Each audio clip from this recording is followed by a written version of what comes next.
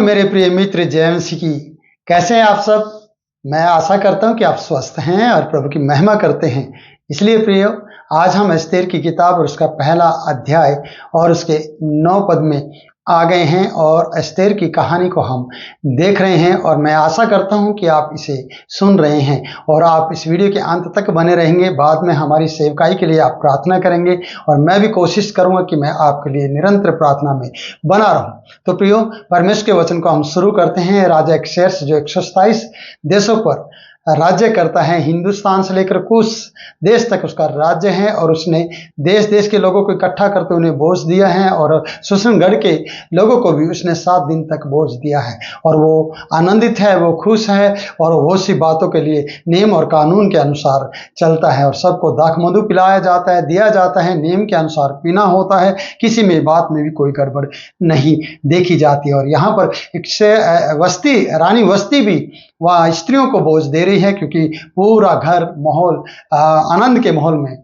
बना हुआ है। और वहाँ पर पूरे राज्य और पूरा सुसनगढ़, जहाँ पर उसकी राजधानी है या उसका भवन है, जहाँ पर वो सिंहासन पर बैठता है, तो पूरा सुसनगढ़ आनंद से भरा हुआ है। और वहाँ के यतीम, गरीब, लाचार और धनी और क्या कहें, हर एक व्यक्ति, हर एक जन वहाँ पर आनंद मना रहा है, और कोई भी जन ऐसा नहीं कि जिसको खाना या भोजन नहीं मिल रहा है। खुशी के माहौल में रानी वस्ती ने भी प्रोग्राम किया है। और 7वें दिन जब राजा का मन दाख मधु में मगन था, उसने दाख मधु पिया था, और वो मगन था क्योंकि माहौल ही आनंद का था और खुशी का था, और वो सबको अपना वैभव दिखा रहा था।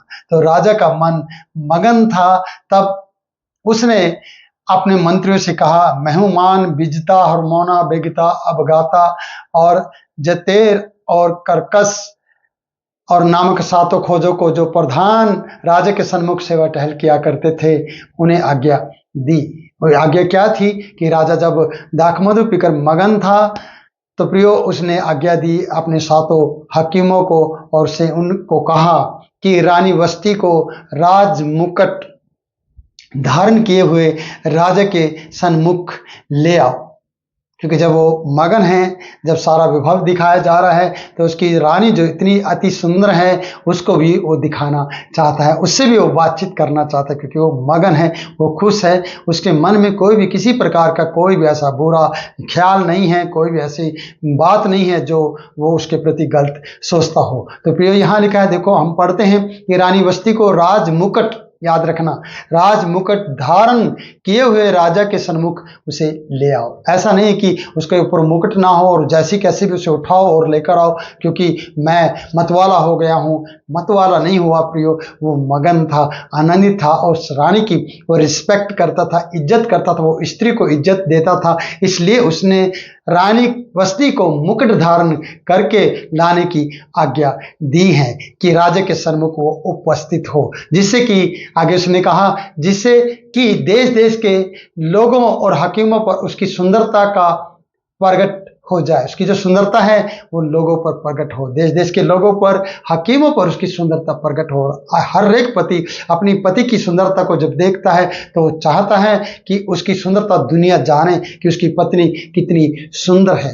प्रियो, सुंदरता भी एक इज्जत और मान सम्मान का कारण बनती है। प्रियो, अगर आप इज्जत के साथ जिंदगी को जीते हैं, जहाँ जैसे कि हम राजा को मगन होते हुए देखते हैं, और राजा ने जब सारा विभव और अपना सारा राजमहल और अपनी सारी बातें उन हकीमों और राजाओं को दिखाई हैं, तो उसकी पत्नी क्यों रह जाए कि उसको वो दिखाने ना पाए।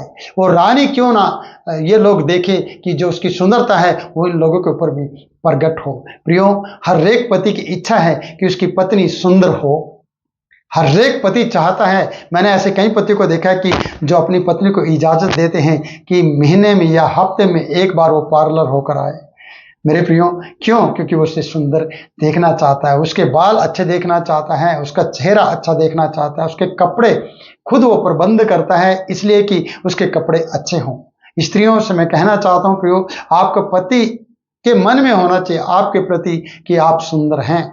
इसलिए राजा एक्सेर्स के प्रति रानी वस्ती सुंदर थी, इसलिए उसने कहा राज मुकुट धारण किए हुए वो राजा के सामने उपस्थित की जाए, उसके सन्मुख उसे लाया जाए, ताकि देश देश के लोग जान ले कि राजा वस्ती की जो सुंदरता है वो उन सब पर प्रकट हो। वो कितनी सुंदर है कि राजा सिर्फ वैभव नहीं रखता, राजा सिर्फ 127 राज्य देशों पर प्रभुता नहीं करता है, वो एक सुंदर पत्नी भी रखता है। उसकी रानियां और उसके रखेलियां या उसके वहां के जो राजपाट में रहने वाली स्त्रियां हैं वो भी सुंदर है। तो इसलिए राजा ने वस्ती रानी को बुलाया गया है और उसकी सुंदरता ताकि हकीम और राजाओं पर और देश देश के प्रधानों पर प्रकट हो। प्रियो, हर एक पति, हर एक वो व्यक्ति अपनी पत्नी को, अपने बच्चों को सुंदर देखना चाहता है। प्रियो, आपकी बेटी को आप सुंदर देखना पसंद करते हैं, क्यों? क्योंकि आप उसके लिए अच्छे अच्छे कपड़े खरीदते हैं और उन कपड़ों में उनकी पिक लेते हैं और उनकी फोटो लेते हैं और व्हाट्सएप पे स्टेटस पे लगाते हैं। क्यों? क्योंकि आप अपने बच्चों को सुंदर देखते हैं। बहुत से लोगों के फोन पर अपनी और अपनी पत्नी की फोटो दिखाई देगी मोबाइल पर वॉलपेपर के रूप में। बहुत से लोगों ने अपने घरों में अपनी पत्नी और अपने बच्चों की तस्वीर को बड़ा बनाकर लगाया है, क्योंकि वो उनको सुंदर देखना चाहते हैं। क्या आप अपनी पत्नी और अपने बच्चों को सुंदर देखना नहीं चाहेंगे? जिस प्रकार से राजा ने कहा कि हाकिमों पर, देश देश के लोगों पर, राजाओं पर मेरी पत्नी की सुंदरता प्रकट हो। कितनी खुशी की बात है कि एक राजा अपनी पत्नी को छुपा नहीं रहा है। हम बाइबल उत्पत्ति की किताब में जब देखते हैं प्रियो, 12वें अध्याय से जब हम 13वें अध्याय में चलते हैं और 12वें अध्याय में देखते हैं कि राजा अब्राहम यहाँ पर कहता है तू सुंदर है, अति सुंदर है, तो इसलिए मेरे प्राण बच जाएं और तू कहना मैं इसकी बहन हूँ। वो सुंदरता के कारण डर गया, लेकिन एक्सेर्स राजा डरा नहीं है। एक्सेर्स राजा खुशी के माहौल में मगन होते हुए अपनी पत्नी की भी सुंदरता को प्रकट करना चाहता है कि मैं और मेरा राज्य और मेरा वैभव ही नहीं, मेरी पत्नी भी सुंदर है, मेरे लोग भी प्रभुता करते हैं और सुंदरता में रहते हैं। तो प्रियो, जिस देश के लोग सुंदर होते हैं, हर एक देश के लोग उनकी तारीफ करता है और उनको देखना पसंद करता है। इसलिए राजा पीछे नहीं रहा इस बात के लिए और वो सामने आया और उन बातों को उसने प्रकट किया है। और हम यहाँ पर देखते हैं कि खोजों के द्वारा राजा की यह आज्ञा पाकर रानी वस्ती ने अपने आने से इनकार किया।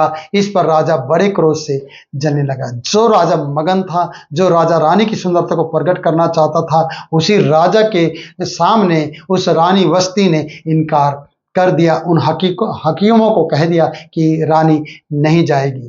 प्रियो, अगर आप राजा की रानी हैं तो राजा की रानी को राजा से प्यार होना चाहिए और राजा की बात को मानना चाहिए। अगर आप सुंदर हैं, अगर आप अपनी पति की बात को नहीं मानते हैं, तो प्रियो आपकी सुंदरता सूअर के समान है, आपकी सुंदरता व्यर्थ है। नीति वचन में जब हम प्रियो पढ़ते हैं, मैं आपको बताना चाहता हूँ नीति वचन हमें क्या सिखाता है। मैं आपको बताऊंगा कि नीति वचन का जो 31 अध्याय है, अगर हम उसे पढ़ते हैं तो प्रियो वहाँ पर बहुत सी बातें देखते हैं। मैं आपको बता दूं, क्योंकि मैं उसको मुझबानी आपको बोल सकता था, लेकिन मैं इसको प्रोपर रीति से आपको बोलना चाहता हूँ। नीति वचन उसका 31 अध्याय उसका 30 पद, यहाँ पर इस प्रकार से लिखा है, बहुत सी स्त्रियों ने अच्छे अच्छे काम तो किए, परंतु तू उन सबों में श्रेष्ठ है। शोभा तो झूठी और सुंदरता व्यर्थ है, परंतु जो स्त्री यहोवा का भय मानती है उसकी प्रशंसा की जाएगी। जो स्त्री यहोवा का भय मानती है, आप यहोवा का भय मानने वाले और अपने पति का आदर सत्कार करने वाले अगर स्त्री हैं, बहन हैं, बेटी हैं, जो अपने पति का आदर करती हो, बड़ों का आदर करती हो, तो आपकी प्रशंसा की जाएगी। यहाँ पर आदर के साथ साथ निरादर किया गया है। यहाँ पर राजा की आज्ञा का इनकार कर दिया गया है। यहाँ राजा मगन था और राजा उसकी सुंदरता को दिखाना चाहता था, लेकिन राजा के को उसने जलन और पीड़ा में बना दिया है, बदल दिया है, उसके माहौल को चेंज कर दिया गया है रानी के द्वारा। जब रानी उदारता से स्त्रियों की सेवा कर रही है, स्त्रियों को बोझ दे रही है, तो प्रियो इसको अपने पति और अपने राजा की आज्ञा को मानना चाहिए। क्योंकि भजन संहिता 45 में और उसके 10 पद में बताते हैं, तो अपने लोगों को और अपने प्रियजनों को और अपनी दुनिया के लोगों को भूल जा, तब राजा तेरे रूप की चाह करेगा। अगर राजा की चाहत बनना है तो प्रियो उसके बात का आदर करना है, कभी भी उसकी बात का इनकार नहीं करना है। तो मेरी बहनों, मेरी बेटियों, मैं आपसे कहना चाहता हूं, जितनी भी शादीशुदा हैं और जोड़ा परमेश्वर ने आपको बनाया है, तो अपने पति का निरादर ना करें, आदर करें, जिससे कि उसका आदर में आपका आदर हो। वो आपको बहुत ज़्यादा चाहता है, चाहे आप सुंदर हो या ना हो। पर दुनिया की नज़र में आप उसके लिए दुनिया से भी सुंदर, सबसे ज़्यादा सुंदर आप हो। उसकी नज़र में, दुनिया की नज़र में आप कुछ भी हो, लेकिन उसकी नज़र में दुनिया से ज़्यादा और दुनिया की सब सुंदर स्त्रियों से ज़्यादा आप सुंदर हो। मेरी बहन, मैं आपसे कहना चाहता हूँ, इसलिए अपने पति की बात का आदर करें, निरादर ना करें। नहीं तो उसकी जो खुशी है, जो उसका आनंद है, वो क्रोध में बदल जाएगा। उसकी जो आपको मगन होकर आपको बुलाया है, न्योता दिया है, आपको निमंत्रण दिया है और आपको चाहा है उसने, उसकी चाहत क्रोध में बदल जाएगी। जो निमंत्रण है वो दंड में बदल जाएगा। इसलिए आप कभी भी इन इस तरीके की बातें ना करें। राजा जलने लगा, राजा का क्रोध बढ़ गया और वो इनकार होने पर, जब वस्ती रानी ने इनकार किया, राजा का चेहरा बदल गया, आनंद दुख में बदल गया। तो सोच के देखिए, क्या आप राजा के साथ ऐसा करना चाहेंगे? अपने पति के साथ ऐसा करना चाहेंगे? क्या आप उसकी बातों का आदर करेंगे या निरादर करेंगे? ये बात आपको सोचना होगा। आपको सोचकर ये अपनी जिंदगी को आगे बिताना होगा। अगर आपने लव मैरिज की है, आपने उस प्यार को आगे बढ़ाना है और कभी भी गलत नहीं करना है। इस लव को खत्म नहीं करना है। ये मैरिज है प्रियो, ये मर्ज ना बन जाए। इसलिए राजा की रानी को जब प्यार है तो प्रिय उसकी बात को भी मानना होगा। अगर बहन आपको अपने पति से प्यार है तो उसके हर एक बात को आदर में बदलना होगा, उसके हर एक बात का आदर करना होगा। ऊंची आवाज में कभी भी अपने पति से बात ना करें, ताकि उसका आनंदता, उसकी जो खुशी है वो क्रोध में ना बदल जाए, जिसकी मगनता है वो नंगनता में ना बदल जाए। प्रियो, वो आप पे जलने ना लगे, वो आप पे क्रोध ना करने लगे। तो मेरी बहन, मैं समझता हूँ, मेरे भाई, आप अच्छे हैं कि एक दूसरे का आप आदर करते हैं। अगली बातों को मैं वो वीडियो के अंदर में बहुत सी बातें लेकर आऊँगा आपके लिए। ये एस्तेर की किताब को हम आगे बढ़ाएंगे और उत्पत्ति की किताब अभी खत्म नहीं हुई है। अभी तक हम 12वें अध्याय को कंप्लीट कर पाए हैं और 12वें अध्याय के बाद हम 13वें अध्याय की वीडियो आपके लिए लेकर आएंगे। तो प्रियो, आप वीडियो को निरंतर देखते रहें और हमारे लिए प्रार्थना करते रहें और हम भी आपके लिए प्रार्थना करते रहेंगे। तो प्रियो, मैं आपसे इजाजत लेता हूं, फिर मिलूंगा नई वीडियो में नए वचन के साथ। तब तक के लिए आप प्रार्थना में बने रहें और इस वीडियो को लाइक करें, शेयर करें और दूसरे लोगों को भी प्रभु के वचन को सुनाएं। जय मसीह की।